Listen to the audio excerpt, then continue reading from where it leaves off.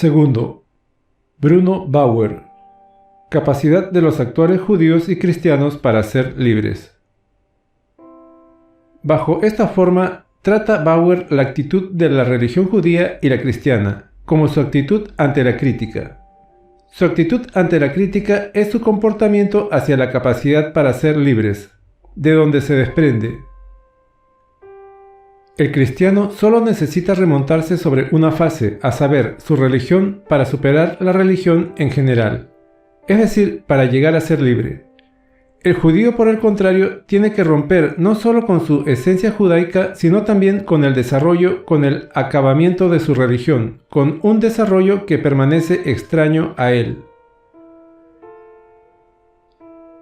Como vemos, Bauer convierte aquí el problema de la emancipación de los judíos en una cuestión puramente religiosa.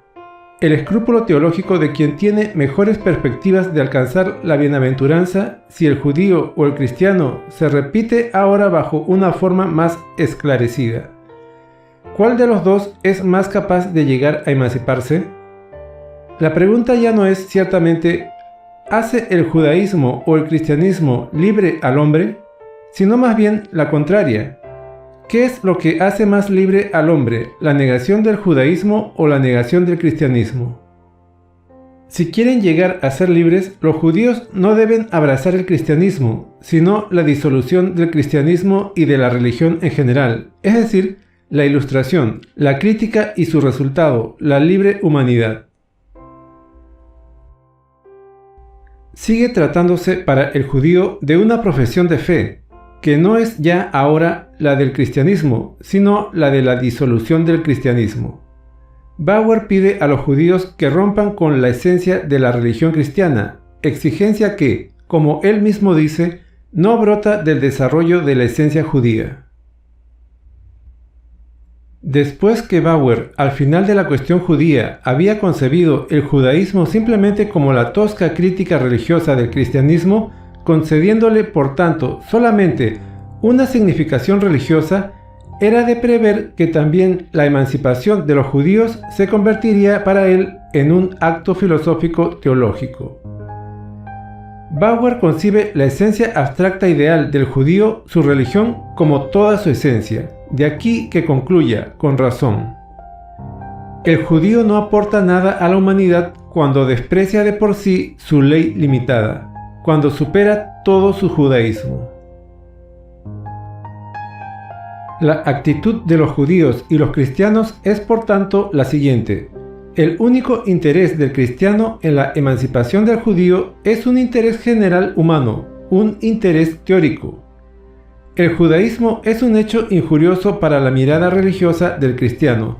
Tan pronto como su mirada deja de ser religiosa, deja de ser injurioso este hecho. La emancipación del judío no es de por sí una tarea para el cristiano. Por el contrario, el judío, para liberarse, no solo tiene que llevar a cabo su propia tarea, sino además y al mismo tiempo la tarea del cristiano, la crítica de los sinópticos y la vida de Jesús, etc. Ellos mismos deben abrir los ojos, su destino está en sus propias manos, pero la historia no deja que nadie se burle de ella. Nosotros intentamos romper la formulación teológica del problema.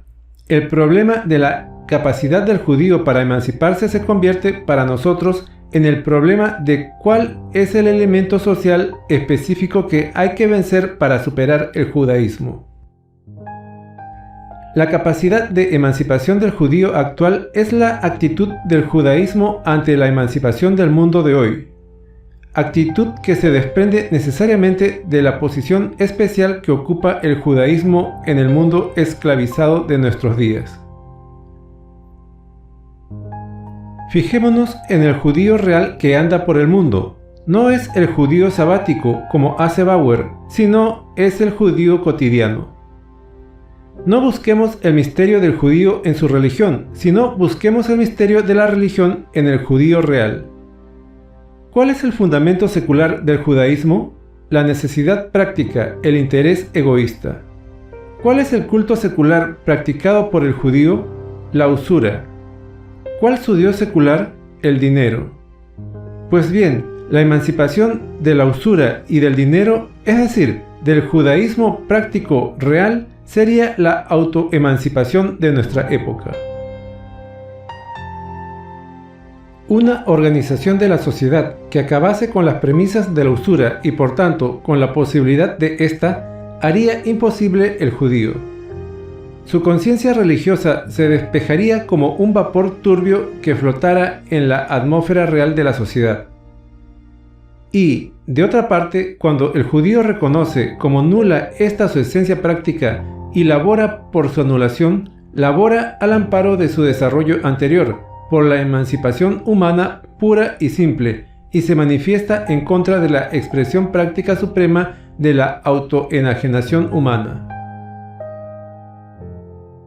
Nosotros reconocemos pues en el judaísmo un elemento antisocial presente de carácter general, que el desarrollo histórico en que los judíos colaboran celosamente en este aspecto malo se ha encargado de exaltar hasta su apogeo actual, llegado al cual tiene que llegar a disolverse necesariamente.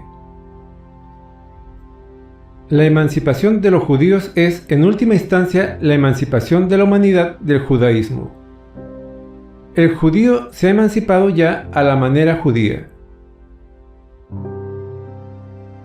El judío que en Viena, por ejemplo, solo es tolerado, determina con su poder monetario la suerte de todo el imperio. Un judío que tal vez carece de derechos en el más pequeño de los estados alemanes decide de la suerte de Europa.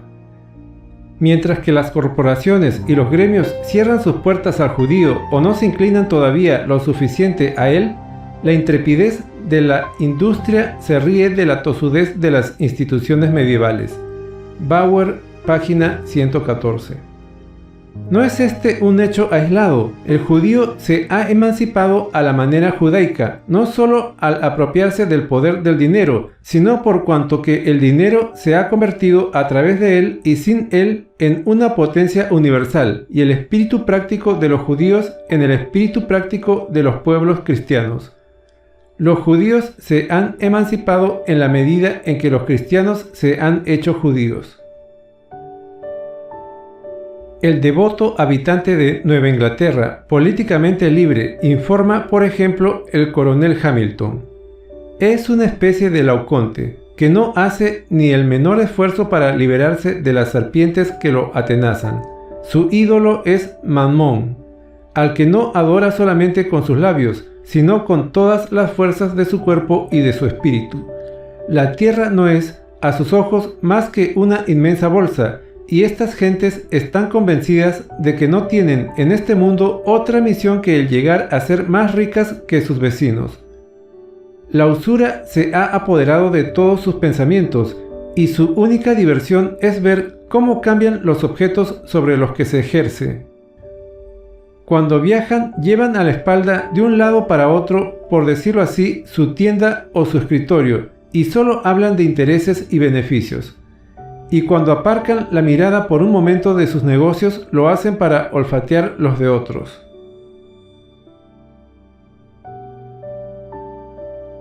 Más aún, el señorío práctico del judaísmo sobre el mundo cristiano ha alcanzado en Norteamérica la expresión inequívoca y normal de que la predicación del Evangelio mismo, de que la enseñanza de la doctrina cristiana se ha convertido en un artículo comercial, y el mercader quebrado que comercia con el Evangelio se dedica a sus negocitos, como el evangelista enriquecido.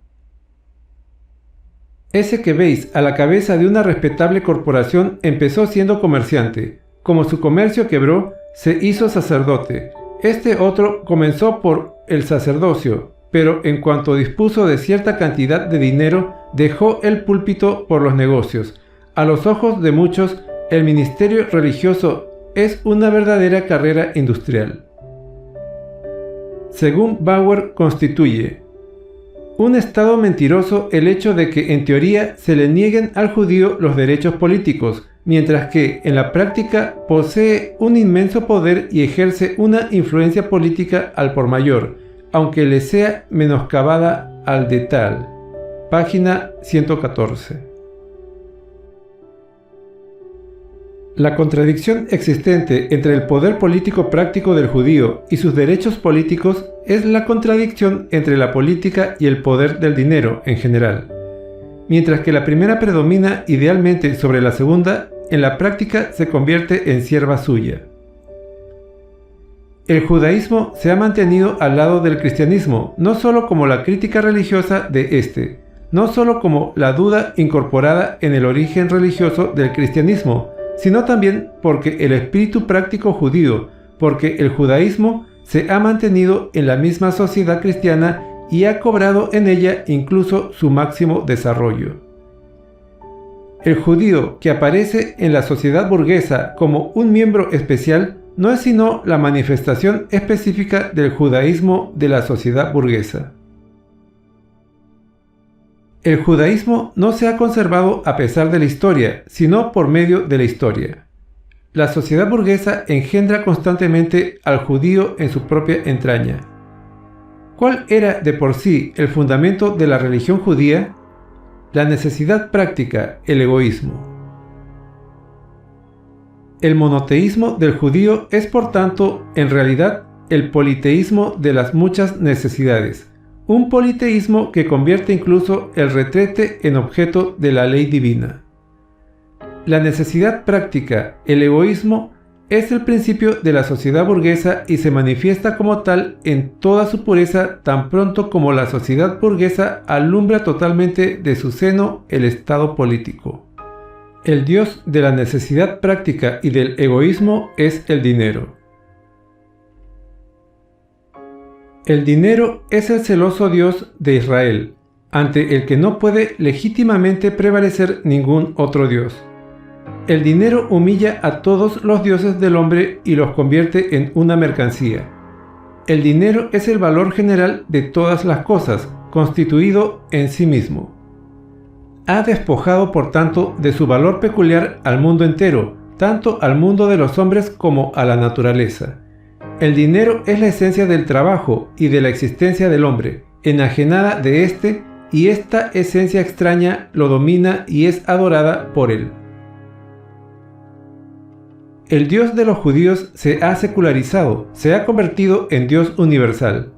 La letra de cambio es el Dios real del judío. Su Dios es solamente la letra de cambio ilusoria.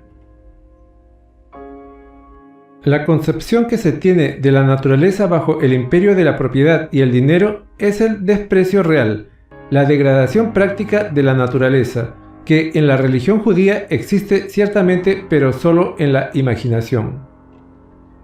En este sentido, declara Thomas Müntzer que es intolerable que se haya convertido en propiedad a todas las criaturas, a los peces en el agua, a los pájaros en el aire y a las plantas en la tierra, pues también la criatura debe ser libre.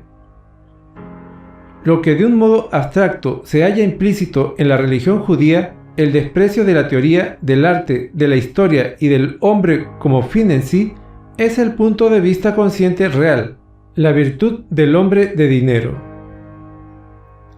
Los mismos nexos de la especie, las relaciones entre hombre y mujer, etc., se convierten en objeto de comercio. La mujer es negociada. La quimérica nacionalidad del judío es la nacionalidad del mercader, del hombre de dinero en general. La ley insondable y carente de fundamento del judío no es sino la caricatura religiosa de la moralidad y el derecho en general, carentes de fundamento e insondables, de los ritos puramente formales de que se rodea el mundo del egoísmo. También aquí vemos que la suprema actitud del hombre es la actitud legal, la actitud ante leyes que no rigen para él porque sean las leyes de su propia voluntad y de su propia esencia, sino porque imperan y porque su infracción es vengada. El jesuitismo judaico, ese mismo jesuitismo que Bauer pone de relieve en el Talmud, es la actitud del mundo del egoísmo ante las leyes que lo dominan y cuya astuta elusión constituye el arte fundamental de este mundo. Más aún, el movimiento de este mundo dentro de sus leyes es necesariamente la abolición constante de la ley. El judaísmo no pudo seguirse desarrollando como religión, no pudo seguirse desarrollando teóricamente, porque la concepción del mundo de la necesidad práctica es, por su naturaleza, limitada y se reduce a unos cuantos rasgos. La religión de la necesidad práctica no podía, por su propia esencia, encontrar su coronación en la teoría, sino solamente en la práctica, precisamente porque la práctica es su verdad.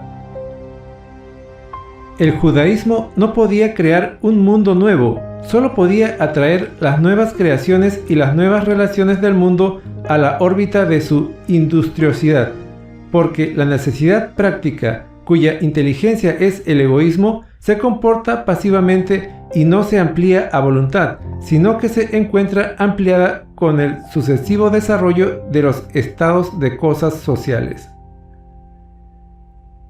El judaísmo llega a su apogeo con la coronación de la sociedad burguesa, pero la sociedad burguesa solo se corona en el mundo cristiano. Solo bajo la égida del cristianismo, que convierte en relaciones puramente externas para el hombre todas las relaciones nacionales, naturales, morales y teóricas, podía la sociedad civil llegar a separarse totalmente de la vida del Estado, desgarrar todos los vínculos genéricos del hombre, suplantar estos vínculos genéricos por el egoísmo, por la necesidad egoísta, disolver el mundo de los hombres en un mundo de individuos que se enfrentan los unos a los otros atomística, hostilmente. El cristianismo ha brotado del judaísmo y ha vuelto a disolverse en él. El cristiano fue desde el primer momento el judío teorizante. El judío es, por tanto, el cristiano práctico, y el cristiano práctico se ha vuelto de nuevo judío. El cristianismo solo en apariencia había llegado a superar el judaísmo real. Era demasiado noble, demasiado espiritualista para eliminar la rudeza de las necesidades prácticas más que elevándolas al reino de las nubes. El cristianismo es el pensamiento sublime del judaísmo, el judaísmo la aplicación práctica vulgar del cristianismo. Pero esta aplicación solo podía llegar a ser general una vez que el cristianismo, como la religión ya terminada, llevase a términos teóricamente la autoenajenación del hombre de sí mismo y de la naturaleza. Solo entonces pudo el judaísmo imponer su imperio general y enajenar al hombre enajenado y a la naturaleza enajenada, convertirlos en cosas venales, en objetos entregados a la servidumbre de la necesidad egoísta, al tráfico y la usura. La venta es la práctica de la enajenación. Así como el hombre, mientras permanece sujeto a las ataduras religiosas, solo sabe objetivar su esencia convirtiéndola en un ser fantástico ajeno a él, así también solo puede comportarse prácticamente bajo el imperio de la necesidad egoísta, solo puede producir prácticamente objetos, poniendo sus productos y su actividad bajo el imperio de un ser ajeno y confiriéndoles la significación de una esencia ajena, del dinero. El egoísmo cristiano de la bienaventuranza se trueca necesariamente en su práctica ya acabada en el egoísmo corpóreo del judío. La necesidad celestial en la terrenal, el subjetivismo en la utilidad propia. Nosotros no explicamos la tenacidad del judío partiendo de su religión, sino más bien arrancando del fundamento humano de su religión de la necesidad práctica del egoísmo. Por realizarse y haberse realizado de un modo general en la sociedad burguesa, la esencia real del judío es por lo que la sociedad burguesa no ha podido convencer al judío de la irrealidad de su esencia religiosa, que no es cabalmente sino la concepción ideal de la necesidad práctica. No es, por tanto, en el Pentateuco o en el Talmud, sino en la sociedad actual donde encontramos la esencia del judío de hoy, no como un ser abstracto, sino como un ser altamente empírico, no solo como la limitación del judío, sino como la limitación judaica de la sociedad. Tan pronto logre la sociedad acabar con la esencia empírica del judaísmo, con la usura y con sus premisas, será imposible el judío, porque su conciencia carecerá ya de objeto, porque la base subjetiva del judaísmo, la necesidad práctica, se habrá humanizado, porque se habrá superado el conflicto entre la existencia individual sensible y la existencia genérica del hombre. La emancipación social del judío es la emancipación de la sociedad del judaísmo.